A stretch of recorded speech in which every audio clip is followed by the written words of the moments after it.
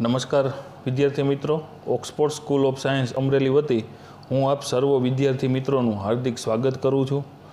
ગત વિડિયો લેક્ચરની અંદર change the tense અને ચેન્જ ધ વોઇસ એવી ક્રિયાઓ વિશેનો આપણે અભ્યાસ કરી ચૂક્યા છીએ। તો વિદ્યાર્થી મિત્રો, જેના ઉપરથી આપણે ટેન્સની પણ વ્યવસ્થિત સ્વરૂપે માહિતી કેવી હોય તેનો સંપૂર્ણ અભ્યાસ કરી લીધો છે। આપ સર્વ વિદ્યાર્થી મિત્રોને ધોરણ 11 સાયન્સ ઇંગ્લિશની પેપર સ્ટાઇલ પણ મળી ગઈ છે। સાથે સાથે તેની અંદર કયા કયા પ્રકારનો અભ્યાસક્રમ છે એ પણ તમને મળી ગયેલ છે। તો આજે મારે તમને વાત ખાસ કરીને કરવાની છે, જે અભ્યાસક્રમની અંદર તમે એવું પણ જોયું છે કે યુનિટ 1 અને યુનિટ 2 બે યુનિટનો સમાવેશ આપણે આ 3 મંથલી એક્ઝામ એટલે કે ત્રિમાસિક પરીક્ષાની અંદર સમાવિષ્ટ કરેલા છે। તો મિત્રો, આજે આપણે એ પણ થોડીક ચર્ચા કરી લઈ કે પેપર સ્ટાઇલની અંદર આપવામાં આવેલ ફંક્શનના ટોપિક છે, ત્યાર પછી એરેન્જ ધ જમ્બલ પાર્ટ છે, ત્યાર પછી એ જ રીતે ચેન્જ ધ ટેન્સ છે, એ જ રીતે આપણને તેની અંદર આપવામાં આવેલ તમામ પ્રકારના ટોપિકની અંદર ફ્રેમ ક્વેશ્ચન્સ છે। આ ટોપિક જે છે એ તમે ધોરણ 10ની અંદર પણ શીખી ગયા છો। તો આ ધોરણ 10 ઉપર આધારિત આપણે આ પ્રકારના ટોપિક પૂછવાના છીએ, જેમાંથી ચેન્જ ધ ટેન્સ પણ તમે ઓલરેડી અને ચેન્જ ધ વોઇસ પણ ઓલરેડી તમે 10thની અંદર શીખી ગયા છો। છતાં પણ આપણે ટેન્સની એક ક્રિયાનું વ્યવસ્થિત રિવિઝન જોયું અને સાથે સાથે ચેન્જ ધ ટેક્સ કેવી રીતે પૂછાય છે એનો પણ અભ્યાસ કર્યો। વિડિયો લેક્ચરની અંદર પણ સંપૂર્ણ માહિતી આપેલી હતી આપ વિદ્યાર્થી મિત્રોને કે આ ચેન્જ ધ ટેક્સ્ટ જે છે એ ધોરણ 12ની અંદર પણ તમને ઉપયોગી થવાનું છે। તેથી જે પણ કાંઈ ગ્રામરના ટોપિક તમે તૈયાર કરો છો અથવા તો તમને તૈયાર કરાવડાવવામાં આવે છે, એ તમામ પ્રકારના ટોપિક એક વ્યવસ્થિત બુક્સની અંદર લખતા જાઓ, સાથે સાથે એનું રિવિઝન પણ સમયે સમયે કરતા રહેશો, બરાબર। તો ખાસ આજે એ વાત કરવાની હતી કે જે આપણા સિલેબસની અંદર રહેલ 10માના બેઝ ઉપર આધારિત ફ્રેમ ક્વેશ્ચન્સ અને arrange the jumble part, function identification અને complete the sentence using the function વગેરે બાબતો જે છે એ આપણે આપણા કોર્સની અંદર લીધેલી છે ત્રિમાસિકમાં, જે ઓલરેડી તમે ધોરણ 10ની અંદર ભણી ગયા છો એની ઉપર આધારિત છે। ફરી એક વખત રિપીટ કરું છું। અને યુનિટ એટલે કે ધોરણ 11ની અંદર યુનિટ 1 અને યુનિટ 2, જેની અંદર યુનિટ 1માં રીડ 1 અને રીડ 2 છે, જ્યારે યુનિટ 2ની અંદર રીડ 1, રીડ 2 અને રીડ 3 છે। તો આપણે યુનિટ 1 અને યુનિટ 2 કે જેનો સમાવેશ આપણે આપણી આ ત્રિમાસિક એક્ઝામની અંદર કરેલો છે, તો એના ઉપર આધારિત આપણે આજે યુનિટની જે શરૂઆત કરવા જઈ રહ્યા છીએ તો યુનિટ 1થી શરૂઆત કરીએ છીએ। તો દરેક વિદ્યાર્થી મિત્રોને હું અપીલ કરું છું કે જે પણ કંઈ અઘરા લાગતા સ્પેલિંગ છે એ તમે તમારી નોટબુકની અંદર લખતા જાઓ। એવી પણ અપેક્ષા રાખું છું કે આપ સર્વ વિદ્યાર્થી મિત્રો પાસે ટેક્સ્ટ બુક પણ હશે। જો કોઈ વિદ્યાર્થી મિત્રો પાસે ટેક્સ્ટ બુક ન હોય તો તમારી સ્ક્રીન ઉપર ટેક્સ્ટ બુકના પેજ દેખાય છે, તમે એનો સ્ક્રીનશોટ પણ લઈ શકો છો। પણ હું એવી ઈચ્છા રાખું છું કે તમારી પાસે ટેક્સ્ટ બુક હોવી જોઈએ। જો તમે ટેક્સ્ટ બુક લઈને નથી બેઠા તો ટેક્સ્ટ બુક લઈને બેસી જાઓ અને ટેક્સ્ટ બુકમાં મારી સાથે સાથે જે પણ કંઈ અઘરો લાગતો સ્પેલિંગ, હું અહીંથી તમને તમામ પ્રકારના વર્ડ્સના મિનિંગ પણ કહેવાનો છું। તો એ તમામ પ્રકારના મિનિંગ યોગ્ય રીતે તમે તમારી ટેક્સ્ટ બુકમાં જ પેન્સિલથી લખી શકો છો। અને ત્યારબાદ એટલે કે વિડિયો લેક્ચર પૂર્ણ થયા બાદ તમે વિદ્યાર્થી મિત્રો એક સ્પેલિંગ બુક બનાવવાની છે। આ સ્પેલિંગ બુકની અંદર વ્યવસ્થિત સ્પેલિંગ લખશે, તૈયાર કરશે અને ત્યાર પછી એની જે પણ કાંઈ એક્સરસાઇઝ આપણે ચલાવવાના છીએ, આ એક્સરસાઇઝનું કામ પણ હું જે એક્સરસાઇઝ ચલાવું ત્યારે એવું તમને વિડિયો લેક્ચરની અંદર જ સંપૂર્ણ માહિતી આપીશ કે તમારે આ લખવાનું છે। ઓકે, તો નાવ વી સ્ટાર્ટ યુનિટ 1। તો હવે આપણે યુનિટ 1 શરૂ કરવા જઈ રહ્યા છીએ। તમારી ડિસ્પ્લે ઉપર પેજ પણ આવે છે। દરેક વિદ્યાર્થી મિત્રો, હું અહીંયા તમને line to line, word to word જે પણ કાંઈ ઇન્ફોર્મેશન આપી રહ્યો છું એ તમામ પ્રકારની ઇન્ફોર્મેશન વ્યવસ્થિત રીતે યોગ્ય રીતે તમે સમજી શકો એવો પ્રયત્ન કરવાનો છે। જો કોઈ પણ મુશ્કેલી જણાય તો હું તમને આ યુનિટમાં PDF સ્વરૂપે તમામ પ્રકારનું વિથ સ્પેલિંગ તમામ પ્રકારનું માહિતીસભર મટીરિયલ છે એ તમને PDF સ્વરૂપે ગ્રુપમાં મળી જશે. પણ એનો મિનિંગ એવો નથી કે આપણે અત્યારે ધ્યાન ન આપવું. તો દરેક વિદ્યાર્થી મિત્રો યુનિટ ચાલતું હોય ત્યારે વ્યવસ્થિત રીતે એનો જે સાર થીમ ગ્રહણ કરવા માટેનો પ્રયત્ન કરશે. ખાસ કરી અને લેંગ્વેજની અંદર ખાસ અલગ અલગ પ્રકારના ગ્રામેટિકલી ટોપિકનો ઉપયોગ હોય. આ અલગ અલગ પ્રકારના ટોપિક શીખવાનો પ્રયત્ન કરવાનો. નવા નવા સ્પેલિંગ આવતા હોય, વોકેબ્યુલરી, આ વોકેબ્યુલરી શીખવાનો પ્રયત્ન કરવાનો છે. અને વાક્ય રચનાઓ શીખવાનો પણ પ્રયત્ન કરવાનો છે. તો નહીં કે માત્ર ખાલી ટ્રાન્સલેશન. એવી જે પણ કંઈ માહિતી આવતી જશે એ તમામ પ્રકારની માહિતી પણ હું તમને આપતો જઈશ.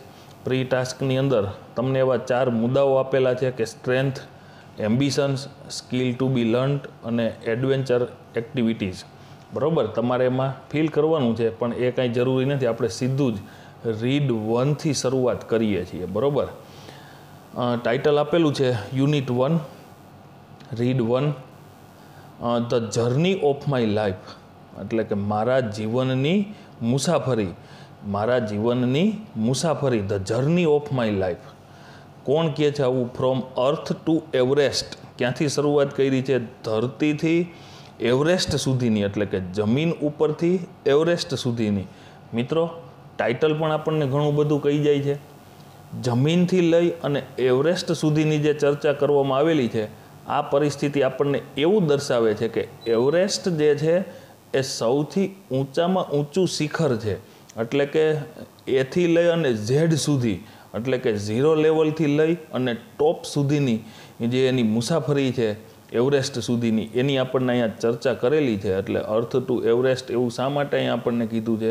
કારણ કે જમીનથી માંડી અને એવરેસ્ટનું શિખર સર કરવું એ બહુ કઠિન પરિસ્થિતિ છે. આપ સર્વ વિદ્યાર્થી મિત્રો જાણો છો, first Indian woman to reach mount scale, એટલે કે પ્રથમ એવી ભારતીય મહિલા કે જેને માઉન્ટ એવરેસ્ટ સર કર્યું છે, બચેન્દ્રી પાલનું નામ જોડાયેલું છે. એવી જ અહીંયા આ ફર્સ્ટ એવી ફિમેલ છે કે પહેલી એવી મહિલા છે કે જેણે પણ માઉન્ટ એવરેસ્ટ સર કર્યું છે. તો ફર્સ્ટ શા માટે? કે વિથ એમ્પ્યુટી, મીન્સ કે આર્ટિફિશિયલ લેગ, એટલે કે કૃત્રિમ પગ સાથે. વિદ્યાર્થી મિત્રો, આપ સર્વ જાણો છો, તમે કે હું, આજે શારીરિક એક પણ પ્રકારની ખામી ન હોવા છતાં પણ સામાન્ય રીતે જૂનાગઢના ગિરનારની જો સર કરવાની વાત કરવામાં આવે ને, તો પણ આપણે વિદ્યાર્થી મિત્રો જાણીએ છીએ કે બહુ કઠિન કામ છે. તો આવી પરિસ્થિતિમાં એક પગ જ નથી, કૃત્રિમ પગ ફિટ કરેલો છે અને માઉન્ટ એવરેસ્ટ સર કરે છે, તો ખરેખર તેની જે હિંમત છે એને દાદ દેવી પડે. તો આવી સ્ટોરી આપની સમક્ષ અને આપણને અભ્યાસની અંદર ભણવા માટે આપેલી છે, જેનો મિનિંગ એવો થાય કે આપણે કમ્પ્લીટલી યોગ્ય છીએ. એક પણ પ્રકારની શારીરિક મુશ્કેલી નથી. ઇવન આપણા પેરેન્ટ્સ આપણા અભ્યાસ માટે તમામ પ્રકારની ફાઇનાન્શિયલી, એટલે કે આર્થિક મદદ પણ સંપૂર્ણ કરે છે. છતાં પણ આપણે આપણા લક્ષ્યની અંદર કેટલા સાર્થક પુરવાર થાય છીએ એ જોવું રહ્યું. બરાબર, તો આપણે એક એવો પ્રયત્ન કરવાનો છે કે ભગવાનની દયાથી ખરેખર આપણી પાસે બધુંય છે, તો શા માટે આપણે અભ્યાસની અંદર મહેનત કરીને આપણે દરેક, અહીંયા કંઈ આપણને એવું નથી કહેવામાં આવ્યું કે દરેક વિદ્યાર્થી મિત્રોએ એવરેસ્ટ સર કરવા માટે જવાનું છે. પણ આપણે આપણું જે લક્ષ્ય લઈને બેઠા છીએ, આપણું જે ગોલ છે, એ ટાર્ગેટને એચીવ કરવા માટેના આપણે અહીંયા યોગ્ય પ્રયત્નો કરવાના છે. તો વિદ્યાર્થી મિત્રો, અહીંયા આજે અરુણિમા સિંહાએ પોતાની અહીંયા તમામ પ્રકારની ડિસ્કશન, એટલે કે જે ચર્ચા કરીને આપેલી છે, તો આપ વિદ્યાર્થી મિત્રો ખાસ સમજે પહેલાં તો યોગ્ય રીતે, જેથી કરી અને આપણે સમજી શકીએ કે આપને પણ ઘણી બધી મુશ્કેલીઓ, જ્યારે તમે કોઈ પણ પ્રકારનું એક લક્ષ્ય નક્કી કરો છો ત્યારે રસ્તાની અંદર મુશ્કેલીઓ તો આવવાની અને આવવાની જ. તો ખાસ હું અહીંયા તમને એવું કહેવા માગું છું કે જ્યારે મુશ્કેલી આવે એટલે આપણે સીધું જ આપણો ટાર્ગેટ જે છે એ એક બાજુ મૂકી દેવાનો નથી, પરંતુ એને પાર ઉતરવા માટેનો પ્રયત્ન કરવાનો છે. તો અહીંયા અરુણિમા સિંહાના કેરેક્ટર ઉપરથી આપણે એ શીખવાનું છે, જ્યારે તેણે પણ એવરેસ્ટને સર કરવા માટેનું નક્કી કર્યું ત્યારથી માંડી અને એવરેસ્ટને સર કરે છે ત્યાં સુધી એના રસ્તામાં આવેલી તમામ પ્રકારની જે મુશ્કેલીઓ છે, એ મુશ્કેલીઓનું વર્ણન જે છે ને અરુણિમા સિંહાએ અહીંયા આપની સમક્ષ રજૂ કર્યું છે. તો વિદ્યાર્થી મિત્રો, ખરેખર આપણે પણ અરુણિમા સિંહાના જીવનમાંથી ઘણું બધું શીખવાનું છે. તો આપણે જોઈએ સ્ટેપ બાય સ્ટેપ તેને પોતાની જાતે જ પોતાના શબ્દોમાં હર ઓવન વર્ડ્સ આપણને ઘણું બધું અહીંયા કહેવા માગે છે તે સમજીએ. સાથે સાથે આપણે પણ આપણા જીવનની અંદર એ બાબતો ઉતારીએ. અને એક ખાસ બીજું એ પણ કહેવાનું કે આપણે એક્ઝામ ઓરિએન્ટેડ પણ એમાંથી પ્રિપેરેશન કરવાની હોય. તો તમામ પ્રકારનો હેતુ આપણો હોવો જોઈએ. પરીક્ષા માટેની પ્રિપેરેશનનો હેતુ તો હોય જ, પણ સાથે સાથે આપણા જીવન માટે પણ તે ખૂબ જ ઉપયોગી હોય. તો હું આપ વિદ્યાર્થી મિત્રોને એવી પણ એક વિનંતી કરું છું કે આપણે આપણા ટાર્ગેટને એચીવ કરવા માગતા હોય તો ખરેખર અરુણિમા સિંહાના રસ્તે ચાલ્યા જેવું ખરું એમ. તો જોઈએ the journey of my life, મારા જીવનની મુસાફરી ફ્રોમ અર્થ ટુ એવરેસ્ટ, એટલે કે ધરતીથી એવરેસ્ટ સુધીની, એટલે કે જમીન ઉપરથી એવરેસ્ટ શિખરને સર કરવું એ ખરા અર્થની અંદર ખૂબ જ કઠિન કામ છે. ઊંચાઈઓ સર કરવી, માઉન્ટેનિયરિંગ, એટલે કે પર્વતારોહકો જે આપણે ડિસ્કવરી ચેનલ ઉપર જોતા હોઈએ છીએ કે પર્વતારોહકો છે એ ખરા અર્થમાં મહેનત કરી રહ્યા હોય છે. આપણે તો એક સામાન્ય ઢાળ આવે તો પણ હિંમત હારી જાય છે, થાકી જઈએ છીએ, બેસી જઈએ છીએ અથવા તો રસ્તામાંથી પાછા વળી જઈએ છીએ.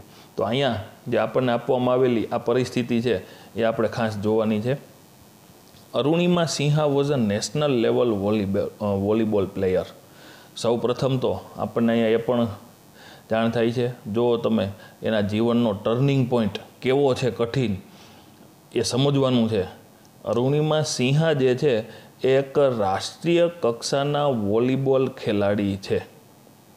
Van she was travelling on a train, કે જ્યારે તેની ટ્રેનની અંદર મુસાફરી કરી રહી હતી ત્યારે some thugs tried to snatch her golden chain. મિત્રો અહીંયા વેનવાળું સેન્ટેન્સ આપ્યું છે.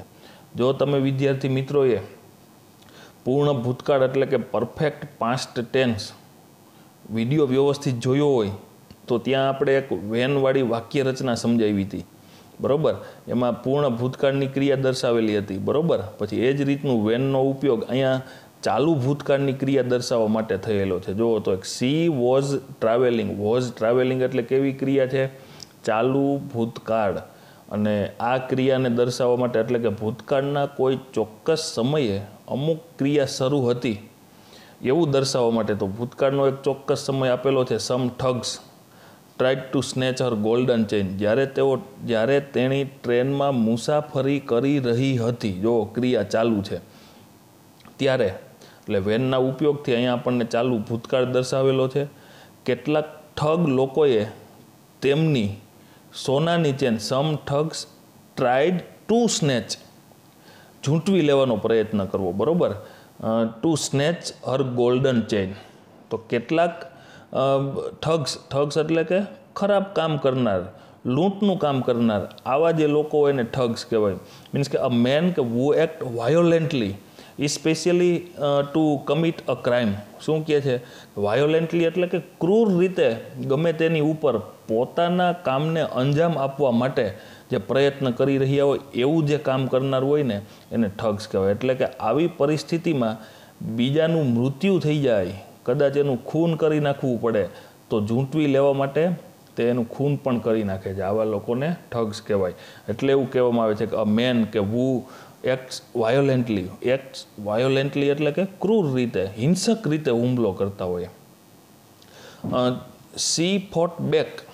જો શું કહે છે? પહેલાં તો સૌથી પહેલું સેન્ટેન્સ જો જોઈએ ને તો જ એમાં આપણને આપેલું છે કે Arunima Sinha was a national level volleyball player. એટલે કે જ્યારે કોઈ પણ એક ખેલાડી તરીકેનો એની અંદર ગુણ રહેલો હોય ને, પ્લેયર હોય ને, એટલે એ શારીરિક રીતે સક્ષમ હોય, કોઈ પણ કઠિન પરિસ્થિતિનો સામનો કરવા માટેની તેની તત્પરતા હોય. એટલા માટે જો સી ફોટ બેક, સિમ્પલ પાસ્ટ ટેન્સ આપેલો છે. સી ફોટ બેક એટલે કે તેણીએ પણ સામનો કર્યો એમ. સોનાની ચેન ઝૂંટવી લેવા માટે આવે છે ત્યારે તેઓ પણ લડ્યા એમ, એટલે સામે લડે છે. પરંતુ was thrown out of the speeding train એટલે મૂવિંગ ફાસ્ટ, ઝડપથી ચાલતી ટ્રેનમાંથી થ્રોન આઉટ, ઝડપથી ચાલતી ટ્રેનમાં ચાલતી ટ્રેને બહાર ફેંકાઈ જાય છે. And lost her left leg. તો અહીંયા આપણે જોઈ શકીએ છીએ તેણીએ કેવી રીતે પોતાનો જે ડાબો પગ જે છે એ ગુમાવેલો છે, બરાબર. તો and lost her left leg. જ્યારે આ જે ઠગ્સ તેની ઉપર એટેક કરે છે સોનાની ચેનને ઝૂંટવી લેવા માટે, ત્યારે તે પણ તેનો પ્રતિકાર કરે છે, એટલે કે સામે લડી લેવાની હિંમત બતાવે છે. પરંતુ આ બધી ઝપાઝપીની અંદર તેની સ્પીડિંગ ટ્રેન એટલે કે મૂવિંગ ટ્રેન, ચાલતી ટ્રેને બહાર ફેંકાઈ જાય છે and lost her left leg, અને તેણી પોતાનો ડાબો પગ ગુમાવે છે, બરાબર. તો ખરેખર આ એના જીવનમાં ખૂબ જ દુઃખદાયક ઘટના કહેવાય. તમે જોઈ શકો છો નેશનલ લેવલ વોલીબોલ પ્લેયર છે, એટલે કે રાષ્ટ્રીય કક્ષાની વોલીબોલની પ્લેયર છે. તમે આ એક બાજુ એ પણ જોઈ શકો છો કે સ્પોર્ટ્સની અંદર પણ એને ઘણી બધી ઉત્કૃષ્ટ સિદ્ધિ મેળવેલી છે. આવી સિદ્ધિમાં કોઈ એક તબક્કે આવો બનાવ બને છે, તો હવે તમે સમજી શકો કે એઝ અ સ્પોર્ટ્સ પર્સન જ્યારે તમે કોઈ પણ પ્રકારની આવી આર્ટિફિશિયલ એટલે કે શારીરિક ખામી ધરાવતા હોય તો સ્પોર્ટ્સની અંદર સારું પરફોર્મન્સ આપી શકાય નહીં. એટલા માટે અહીંયા તેની કારકિર્દી ઝીરો થઈ જાય છે. તો આવી ઝીરો કારકિર્દીની અંદર ખરેખર હજી પણ આમ મક્કમ બની અને આગળ વધવું એ એના જીવનમાંથી શીખા જેવી બાબત છે. અને ત્યાર પછી કીધું છે AIIMS at All India Institute of Medical Sciences Delhi. દિલ્હીની અંદર રહેલ એટલે કે દિલ્હી અંદર સ્થાપિત ઓલ ઇન્ડિયા મેડિકલ સાયન્સ કે દિલ્હીમાં an artificial leg was fitted. Artificial એટલે કૃત્રિમ, બરાબર. તો એક કૃત્રિમ પગ ફિટ કરવામાં આવ્યો. તમે વિદ્યાર્થી મિત્રો જોઈ શકો છો એન આર્ટિફિશિયલ લેગ એ ઓબ્જેક્ટ છે કર્મ, વોઝ ફિટેડ જો સાદા ભૂતકાળની પેસિવ વાક્ય અહીંયા આપણને આપવામાં આવેલું છે, બરાબર. તો અહીંયા જે આપણે જોઈ શકીએ છીએ કે an artificial leg was fitted, આ સાદા ભૂતકાળનું પેસિવ વાક્ય છે. આર્ટિફિશિયલ એટલે અનનેચરલ, મીન્સ કે કૃત્રિમ હોય એવો પગ ફિટ કરવામાં આવે છે એમ્સની અંદર, એટલે કે All India Institute of Medical Science. A year later is indicate to here time. અહીંયા જે આપવામાં આવેલું લેટર છે LATER છે, બરાબર. પછીથી she was retrained as a mountaineer. જો તમે જોઈ શકો છો ત્યાર પછી તેણી ટ્રેન એટલે કે તાલીમ મેળવે છે. શેની તાલીમ મેળવે છે? માઉન્ટેનિયર એટલે કે કૃત્રિમ પગ બેસાડવામાં આવ્યો, કમ્પ્લીટ પરિસ્થિતિ ઓકે થઈ ગઈ. ત્યાર પછી ફરી પાછી તે પર્વતારોહક તરીકેની એને ટ્રેનિંગ આપવામાં આવી. And become the first female, જોજો સાંભળજો, and became the first female, પ્રથમ એવી મહિલા બને છે વિથ એન આર્ટિફિશિયલ લેગ, કૃત્રિમ પગ સાથે, અનનેચરલ એટલે કે કૃત્રિમ પગ સાથે to scale Mount Everest. MT અહીંયા શોર્ટ ફોર્મ આપેલું છે. MTનો મિનિંગ થાય છે માઉન્ટ એવરેસ્ટ. અને તેણી કૃત્રિમ પગ સાથે માઉન્ટ એવરેસ્ટને સર કરે છે, બરાબર. તો ખરેખર જેને પગની અંદર કોઈ પણ પ્રકારની મુશ્કેલી નથી એવી પરિસ્થિતિમાં પણ તમે જોઈ શકો છો કે આ જે એવરેસ્ટને સર કરવું એ ખૂબ જ કઠિન કામ છે. અહીંયા તમને થોડુંક બ્લેક એન્ડ વ્હાઇટ પેજની અંદર અરુણિમા સિંહાનું જે પિક્ચર પણ આપેલું છે, પોસ્ટર આપેલું છે, એટલે કે એનું ચિત્ર આપેલું છે, ફોટો આપેલો છે. તો અહીંયા આપણે જોઈ શકીએ છીએ કે આ રીતે અરુણિમા સિંહાએ પોતાના જીવનમાં ઘણો બધો સ્ટ્રગલ કર્યો in a very short paragraph. અહીંયા આપણને એક બહુ નાના પેરેગ્રાફની અંદર ઘણી બધી એના જીવનની ટૂંકી માહિતી આપી દીધી ઇન બ્રીફ. પણ જ્યારે સ્ટેપ બાય સ્ટેપ એના જીવનમાં આ ઘટનાક્રમ બને છે ત્યારે એ પરિસ્થિતિનો સામનો કરવો ખરા અર્થની અંદર ખૂબ જ મુશ્કેલ કામ છે. પણ વિદ્યાર્થી મિત્રો, જો તમે દ્રઢ નિશ્ચયી હોય તો ચોક્કસ તમે સફળતા મેળવી શકશો, એવું આપણને આ અરુણિમા સિંહાના કેરેક્ટરની અંદર દર્શાવવામાં આવેલું છે. તો અહીંયા આપણે કીધું કે અહીંયા આ પરિસ્થિતિ જે આપવામાં આવેલી છે એવું સૂચન કરે છે એક વર્ષ પછી એને માઉન્ટ એવરેસ્ટ એટલે કે એવરેસ્ટને સર કરવા માટેની એને ટ્રેનિંગ આપવામાં આવી. તો અહીંયા જે આપણને આપવામાં આવેલી વાત જે છે એ first female with an artificial leg to scale Mount Everest, પ્રથમ મહિલા બને છે કે જે કૃત્રિમ પગ સાથે માઉન્ટ એવરેસ્ટને સર કરનાર. તો this is her unforgettable story. અવિસ્મરણીય, અનફર્ગટેબલ એટલે એનો મિનિંગ શું થયો? અવિસ્મરણીય, કે that one can not forget, કોઈ પણ વ્યક્તિ ભૂલી ન શકે એવી સ્ટોરી એટલે કે વાર્તા કે વાત છે ઓફ હોપ, આશા, કરેજ, એની હિંમત એન્ડ ઇન્સ્પિરેશન અને પ્રેરણાદાયી. તો આવી જે અહીંયા આપણને આપવામાં આવેલી વાત છે કે ક્યારે પણ ભૂલી ન શકાય તેવી આશા, હિંમત અને પ્રેરણાની આ કથા છે કે વાત છે. લેટ્સ ડાયરેક્ટ ઇનડાયરેક્ટ સ્પીચની અંદર તમે શીખી ગયા છો કે લેટ્સ શબ્દનો જે ઉપયોગ છે એ દરખાસ્તનું સૂચન કરવા માટે અહીંયા થયેલો, એટલે કે લેટ અસ. બરાબર. તો આ લેટ્સ રીડ 4 સીન્સ. જો તો ચાલો આપણે વાંચીએ. 4 એટલે કે 4 સીન એટલે કે 4 દ્રશ્યોમાં એટલે કે 4 વિભાગની અંદર એનું વર્ણન કરેલું છે. જો સીન 1, એવી રીતે આગળ સીન 2, સીન 3, સીન 4 વગેરે આગળ એની જે પણ કાંઈ વાત જે છે એ ઓલરેડી આપણને આપવામાં આવેલી છે, જેને આપણે એક એક સ્ટેપ બાય સ્ટેપ એના જે આપવામાં આવેલા સીનને સમજવાના છે, જેથી કરી અને આપણને પણ ખબર પડે કે ખરા અર્થની અંદર કોઈ પણ મુશ્કેલ કાર્ય જ્યારે તમે ઉપાડો છો તો એની અંદર મુશ્કેલીઓનો સામનો કરવાની હિંમત તમારે પહેલેથી જ દાખવવી પડે. જો તમે એવું કરી શકો તો જ તમે સફળ થઈ શકશો, નહીંતર સફળતા મેળવી શકાય નહીં. બરાબર. તો કીધું છે કે let's read 4 scenes of her life. તેણીના જીવનના નેરેટેડ ઇન હર ઓવન વર્ડ્સ, એટલે કે નેરેટેડ એટલે કે તેણીએ પોતાના જ શબ્દોમાં, ઓવન વર્ડ્સ પોતાના જ શબ્દોમાં તેણીએ જે વર્ણન કરેલું છે એ વર્ણન વિશેની આપણે આજે 4 સીનની અંદર આપવામાં આવેલી જે વાત છે એ જોઈએ, જેથી કરી અને આપણે પણ યોગ્ય રીતે શીખી શકીએ. તો સીન 1 એટલે કે દ્રશ્ય 1, પહેલું દ્રશ્ય એટલે કે પહેલો એને જે ભાગ આપેલો છે. હવે થોડુંક ઇન ડિટેલ એક એક દ્રશ્યની અંદર જે પણ કાંઈ ઘટનાક્રમ એના જીવનમાં બનતો ગયો એ રીતે એને ઘટનાક્રમનું યોગ્ય રીતે વર્ણન કરેલું છે. તમારે યોગ્ય સમજવાનો એને પ્રયત્ન કરવાનો છે. આઈ હેડ સ્ટાર્ટેડ ડોઝિંગ. ડોઝિંગનો મિનિંગ શું થયો? ઝોંકા આવવા.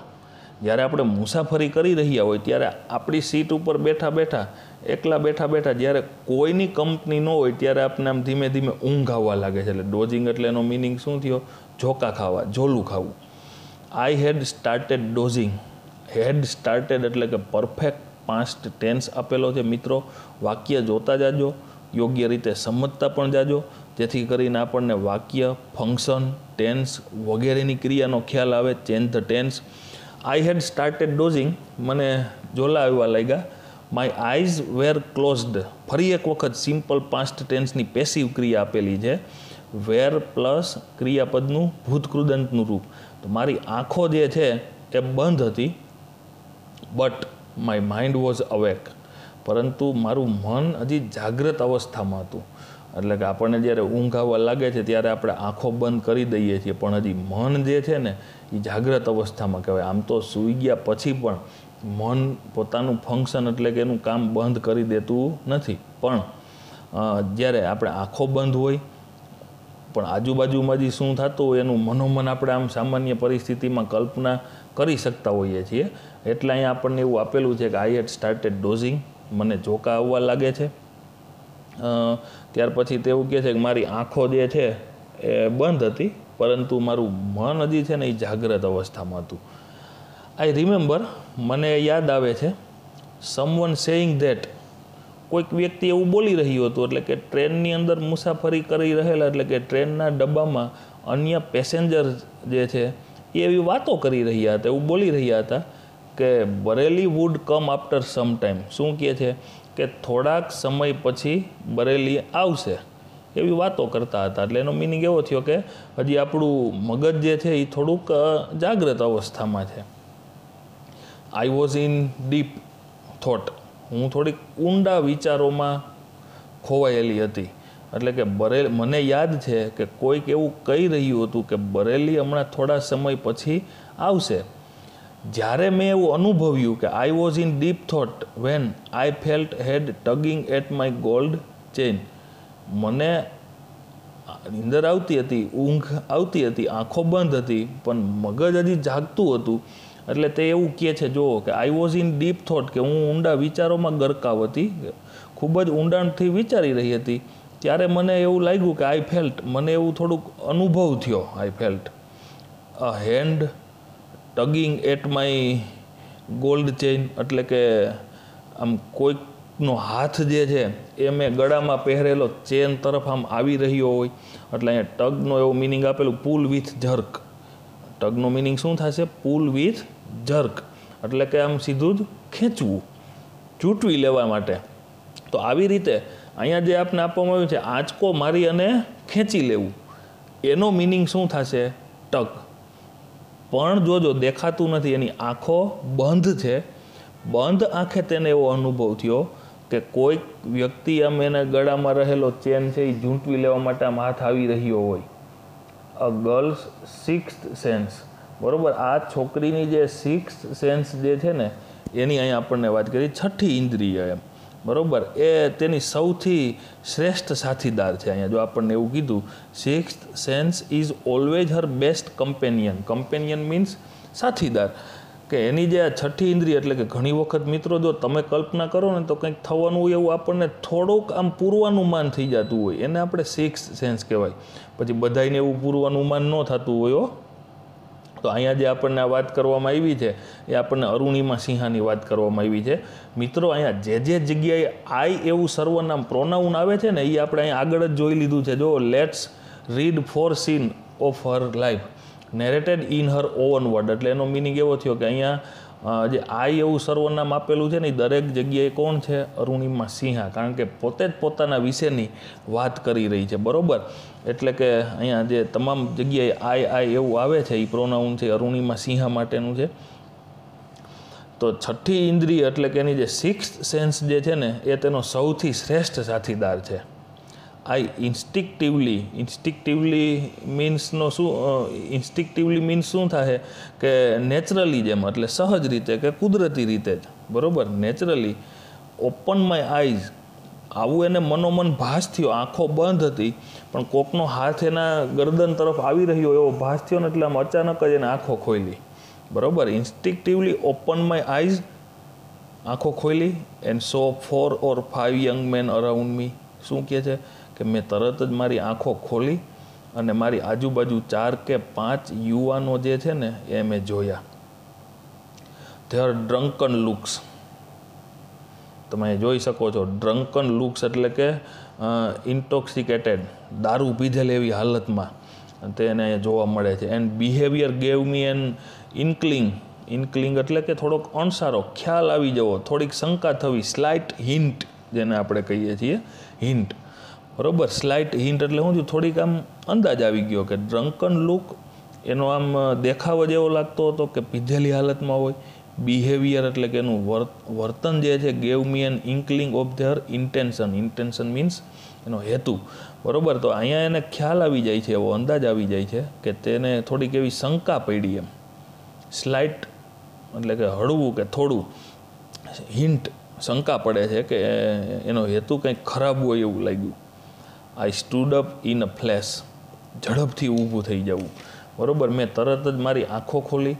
આજુબાજુ 4 કે 5 યુવાનો હતા અને તે દારૂ પીધેલી એવી હાલતમાં હતા અને વર્તન ઉપરથી તેમનો ઈરાદાનો અણસાર મને આવી ગયો કે હું તરત જ તેમને કહેવા માટે ઊભી થઈ ગઈ. ફ્લેશ ટુ ટેલ ધેમ, એટલે કે હું તરત જ તેને કહેવા માટે ઊભી થઈ ગઈ કે that I had no intents of parting with my golden chain. શું કહે છે કે હું તરત જ તેમને કહેવા માટે ઊભી થઈ ગઈ કે મારે ચેઇન તમને આપવાનો મારો કોઈ ઈરાદો નથી, બરાબર.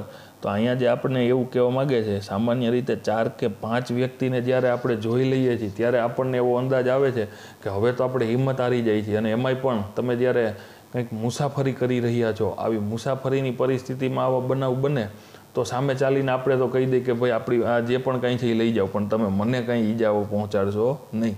પણ અહીંયા તેની અંદર એક ખુમારી છે, બ્રેવનેસ છે, કારણ કે તેની સ્પોર્ટ્સમેન છે, બરાબર, સ્પોર્ટ્સ પર્સન છે. તો આવી રીતે તેને લડી લેવાના મૂળમાંથી 4 થી 5 પુરુષ હોવા છતાં પણ તેની એકલી સ્ત્રી લડી લેવા માટે એની સામે ઊભી થઈ જાય છે. એટલે તેથી ધે કેમ ટુગેધર એટ મી, કે તેઓ બધા એકી સાથે, ટુગેધર એટલે એટ મી, એકી સાથે તેઓ મારી તરફ ઘસી આવ્યા. ઇવન ધો ધ કમ્પાર્ટમેન્ટ વોઝ ફૂલ. જો બીજી સૌથી તમે જોઈ શકો છો કે ખરાબ બાબત તો એ કહેવાય, ઇવન ધો મીન્સ કે છતાં પણ ધ કમ્પાર્ટમેન્ટ એટલે ટ્રેનનો ડબ્બો. ધ કમ્પાર્ટમેન્ટ વોઝ ફૂલ, ટ્રેનનો ડબ્બો જે છે એ આખો ભરેલો હતો. નન મીન્સ કે નો વન, ઇનડેફિનેટ પ્રોનાઉન આપેલું છે. No one of my fellow passengers, એટલે કે મારી સાથે મુસાફરી કરી રહેલા મુસાફરોમાંથી got up to even inquire, કોઈએ મને એવું પૂછ્યું નહીં કે વોટ વોઝ હેપનિંગ, કે આ શું થઈ રહ્યું છે, શું બની રહ્યું છે, એના વિશે પણ મને કોઈએ કંઈ પૂછ્યું નહીં. Forgot about their coming to my rescue. Rescue એટલે કે બ્રિંગિંગ આઉટ ઓફ ડેન્જર, સેવ, બચાવવા માટે. રેસ્ક્યુ એટલે શું થયું કે બચાવવું, સેવ, કે બચાવવા આવવા માટેની વાત તો એક બાજુ રહી. Forgot about their coming to my rescue એટલે કે બચાવવા આવે એ વાત તો એક બાજુ રહી, પણ કોઈ વ્યક્તિએ મને એવું પૂછ્યું નહીં કે આ શું થઈ રહ્યું છે. આઈ હેડ નો ઓપ્શન એટલે કે હવે જ્યારે તમારી સાથે મુસાફરી કરી રહેલામાંથી કોઈ તમારી મદદે આવવા માટે તૈયાર નથી અને તમે લડી લેવાના મૂડમાં છો, તો એનો મિનિંગ એવો થયો કે એકલા હાથે લડવું પડશે. એટલે કે આઈ હેડ નો ઓપ્શન, મારી પાસે હવે બીજો કોઈ વિકલ્પ નહોતો but to take them on, એટલે કે તેની ઉપર હાવી થઈ જવા સિવાય મારી પાસે બીજો કોઈ વિકલ્પ હતો નહીં. તો મારી પાસે તેમનો મુકાબલો કર્યા સિવાય બીજો કોઈ વિકલ્પ ન હતો. ત્યાર પછી આગળ તે જણાવે છે, સો તેથી આઈ કોટ અ યુથ, મેં એક યુવાનને પકડ્યો, એમ એટલે કે એનો કોલાર પકડ્યો. વુ કે જે મિત્રો અહીંયા પ્રોનાઉન રિલેટિવ પ્રોનાઉન આપેલું છે. વુનો મિનિંગ અહીંયા કે જેવો થાય કે who was trying to size me up. મેં એક યુવાનનો કોલર પકડ્યો, મારી પાસે હવે એના સામે લડ્યા સિવાય બીજો કોઈ વિકલ્પ નહોતો.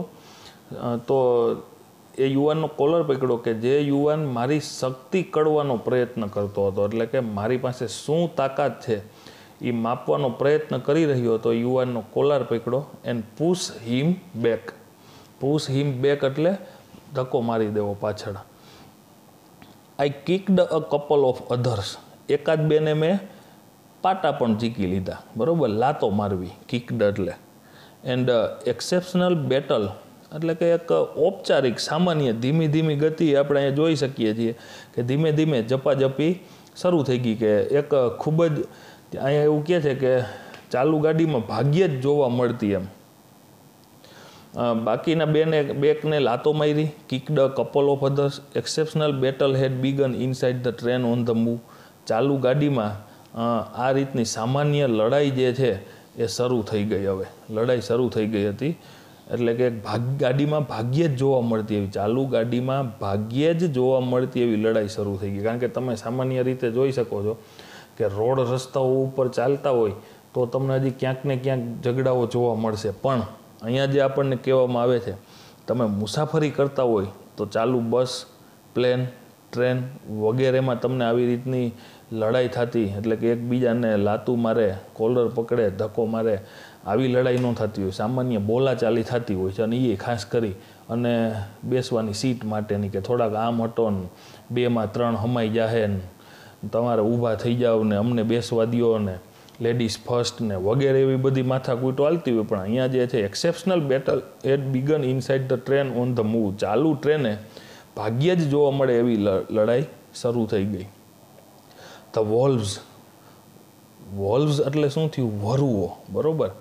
આ માનવભક્ષી ભેડિયા કહેવાય એમ, બરાબર. ખરેખર વરુ નથી ત્યાં, પણ આવું કૃત્ય કરનારને વરુ સાથે સરખામણી આપેલી છે. માણસ છે છતાં એનું વર્તન પ્રાણી જેવું છે એટલે એને વરુ કીધું છે, બરાબર. વરુઓ 5 છે એટલે બહુ વચન આપ્યું છે. The wolves made another attempt to snatch my chain. શું કહે છે કે એ માણસે ફરી પાછું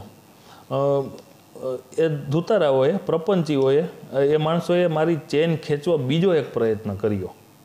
ટીલ જ્યાં સુધી આઈ રેજિસ્ટેડ, તેઓમાં એક આમ તાકાત છે, એટલે કે લડી લેવાની હિંમત હતી ત્યાં સુધી. અન્ટિલ એટલે કે જ્યાં સુધી one of them driven by a frenzy gave me an extra hard kick using all his force. એટલે કે એની પાસે રહેલી તમામ પ્રકારની તાકાતનો ઉપયોગ કરી અને જનૂનથી જોરદાર લાત મારી ત્યાં સુધી તેણે મારો વિરોધ ચાલુ રાખ્યો એમ. એટલે કે તેઓ અરસપરસ લડી પડે છે. રેજિસ્ટ એટલે કે સામસામી ટક્કર ઝીલવી. રેજિસ્ટનો મિનિંગ અહીંયા શું થશે કે સામસામી ટક્કર ઝીલવી એમ. એટલે કે આપણે એનો પ્રતિકાર કરીએ, એ આપણી સમક્ષ લડવાનો પ્રયત્ન કરે, બરાબર. પણ એ લોકોનું જૂથ હતું, 4 થી 5 હતા, એટલે તેણી એકલી ખરેખર એનો પ્રતિકાર કરવા માટે ખૂબ જ તાકાતમાં ઓછી પડે. 1 to 1 લડવાનું હોય તો કદાચ નહીં, પણ 100% તેણી સ્પોર્ટ્સમેન છે, એટલે પુરુષ હોવા છતાં પણ તે એનો સારામાં સારી રીતે પ્રતિકાર કરી શકત. પણ અહીંયા આપણે આગળ જોયું કે 4 થી 5 લોકો કે જે ચેન લૂંટવા માટે પ્રયત્ન કરી રહ્યા હતા. તો અહીંયા રેજિસ્ટેડનો મિનિંગ જે આપણને અહીંયા એવો દર્શાવવામાં આવેલો છે કે સામસામો પ્રતિકાર કરવો એમ, ટક્કર ઝીલવી, to fight against, until one of them driven by a frenzy. એમાંનો એકાદો એની પાસે જે તાકાત હતી એ તમામ એક્સ્ટ્રા હાર્ડ કિક એટલે કે તમામ તાકાતનો ઉપયોગ કરી અને લાત માર્યોની ત્યાં સુધી મારે એનો પ્રતિકાર શરૂ રહ્યો. પણ એકની સામે પ્રતિકાર કરી રહી હતી, બીજો આવી અને જોરદાર લાત મારે છે, ઓફ બેલેન્સ, તેણીનું સંતુલન બગડે છે. I could not receive in time એટલે કે સંતુલન બગડ્યું, સમયસર હું પાછી સંતુલન મેળવી ન શકી. તેથી તે એવું કહે છે કે આઈ literally flew out of the train. શું કહે છે? મારું સંતુલન ગુમાવવાથી હું ફરી મારી મૂળ સ્થિતિમાં આવી શકી નહીં. હું રીતસરની, બરાબર, એટલે અહીંયા એવું કહે છે કે I could not recover in time. I literally એટલે કે રીતસરની ફ્લ્યુ આઉટ ઓફ ટ્રેન, કે હું ટ્રેનમાંથી રીતસરની બહાર ફેંકાઈ ગઈ. હજુ આગળ તે એવું કહે છે કે steel holding my mobile phone, એટલે કે હજી પણ મારા હાથમાં મારો મોબાઈલ ફોન હતો. આઈ વોઝ મિડ એરવે એટલે કે હું હવામાં જ હતી. એટલે 2-4 સેકન્ડ તો નીચે પડતા થાય, કારણ કે તમે ચાલુ ટ્રેને ફેંકાઈ ગયા છો. એટલે જ્યારે આવું બને ત્યારે તમે જોઈ શકો કે થોડા સમય માટે હજી હવામાં એમને એમ હોય. એટલે તે શું કહે છે કે flew right into another train moving on the next track. એટલે કે જ્યારે તેની એક પોતાની ટ્રેનમાંથી આમ બહાર ફંગોળાઈ ગઈ, બીજી સાઈડના બીજા જ ટ્રેક ઉપર બીજી ટ્રેન આવી રહી હતી, બરાબર. એટલે અહીંયા એવું કહે છે કે into another train moving on the next track my body hit the moving steel. શું કહે છે કે એ ટ્રેન સાથે હવામાં જ હતી, ત્યાં બાજુમાંથી જ પસાર થતી બીજી ટ્રેનની સાથે ભટકાઈ છે, હું અથડાઈ એમ, એવું ત્યાં અહીંયા કહેવા માગે છે. And rebound to my train. શું કહે છે? મારી ટ્રેનમાંથી બાજુમાંથી ટ્રેન જે પસાર થઈ એમાં ભટકાઈ. My body hit the moving steel and rebound to my train, અને ફરી પાછી હું જે ટ્રેનમાં જતી હતી એ પણ હજી આગળ પસાર થતી હતી, એની સાથે અથડાઈ છે. અને this ping pong must have continue for several second. એટલે શું કહે છે? મારું શરીર ચાલુ ગાડીને અથડાઈને પાછું મારી ગાડી સાથે અથડાયું.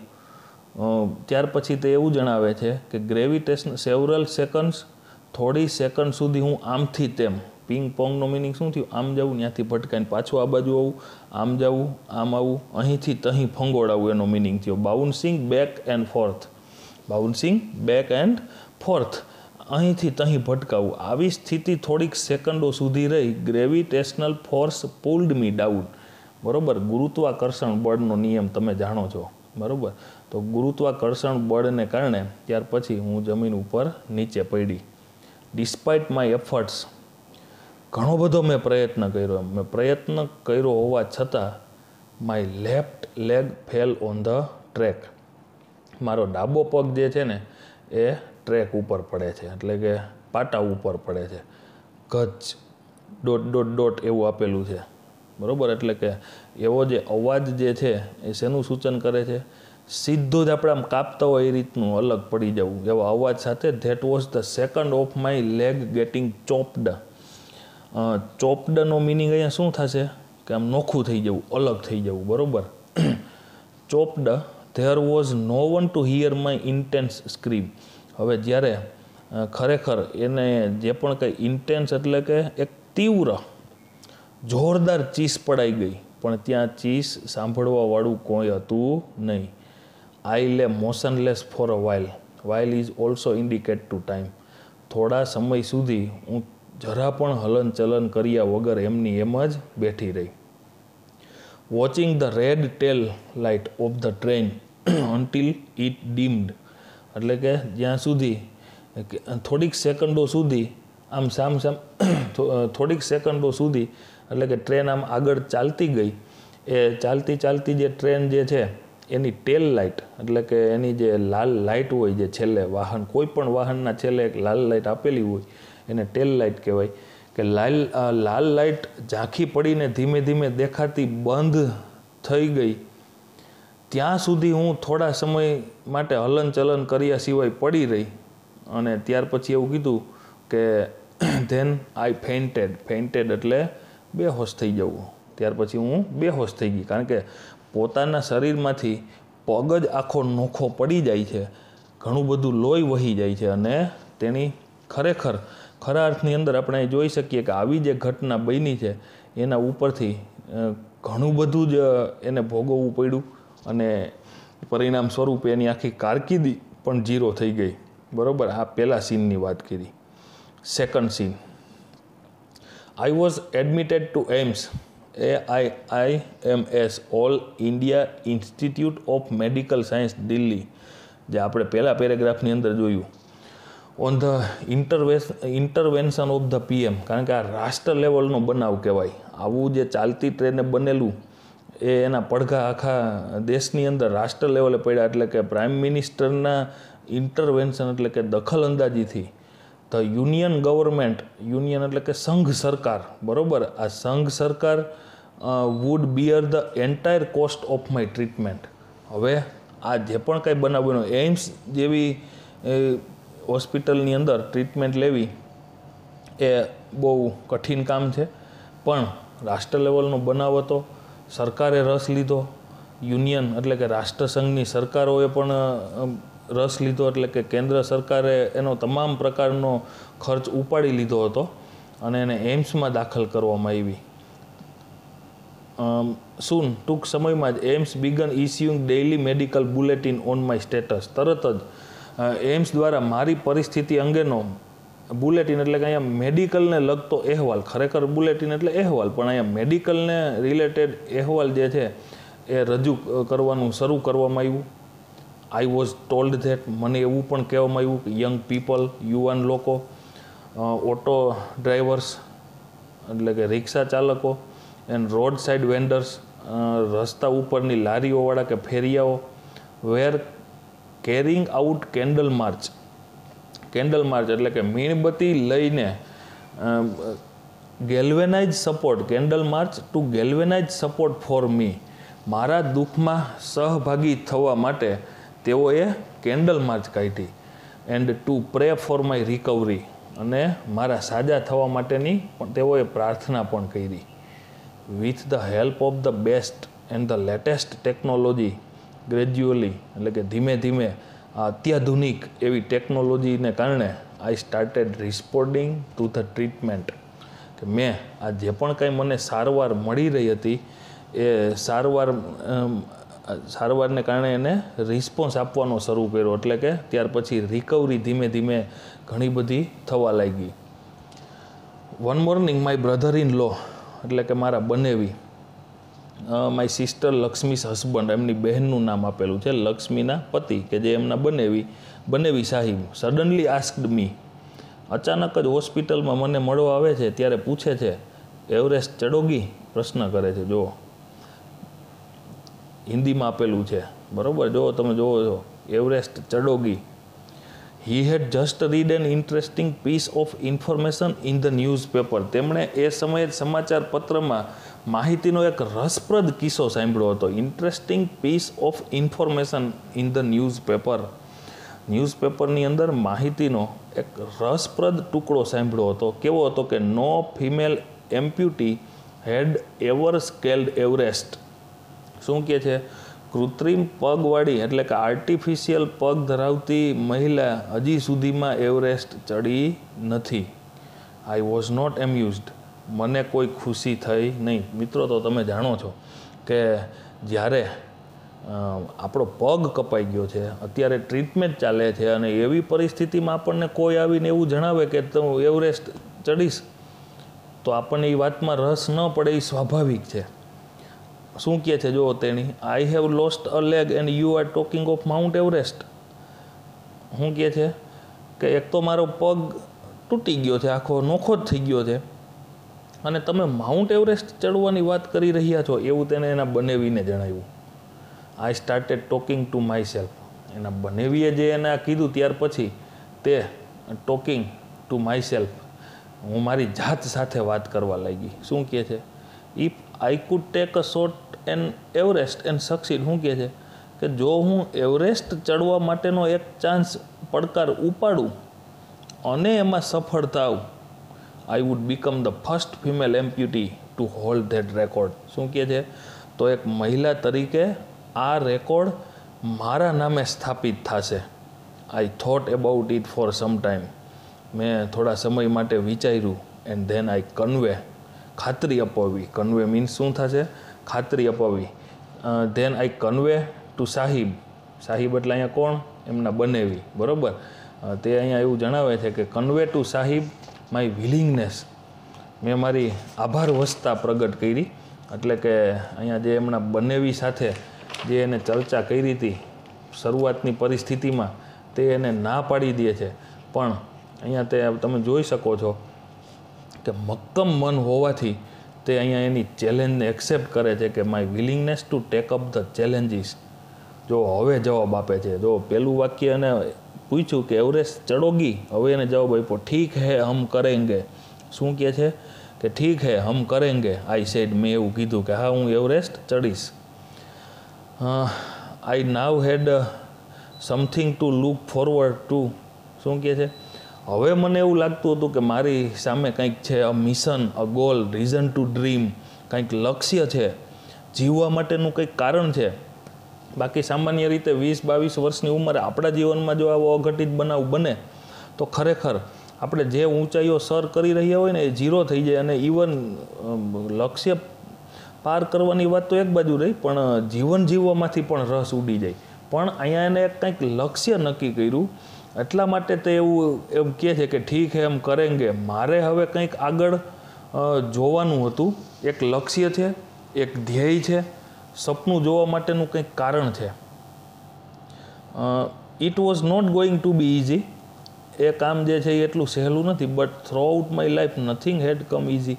શું કહે છે, જો મિત્રો આપણે એવું કહેતા હોય કે સહેલાઈથી મને કાંઈ મળતું નથી, એવું જ અહીંયા અરુણિમા સિંહા પણ કહે છે કે ખરેખર મને મારા જીવનમાં સહેલાઈથી ક્યારેય કંઈ પ્રાપ્ત થયું નથી.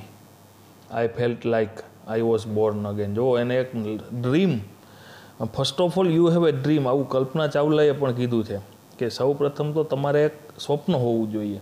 આઈ felt like I was Born again. કેવું એ અનુભવે છે, જો ખાલી લક્ષ્ય નક્કી કર્યું છે ત્યાં એને એવો અનુભવ થાય છે કે જાણે મારો પુનઃજન્મ થયો હોય. Then I started waiting for my artificial limb. Limb એટલે કે શરીરનું એક અંગ, બરાબર, હાડકાનું. પણ અહીંયા શું છે, કૃત્રિમ પગ ટુ અરાઈવ. હવે તેણી એનો કૃત્રિમ પગ ક્યારે આવે એની રાહ જોઈ રહી હતી. વેન ઇટ ફાઇનલી અરાઈવ, જ્યારે તે અંતે આવી જાય છે.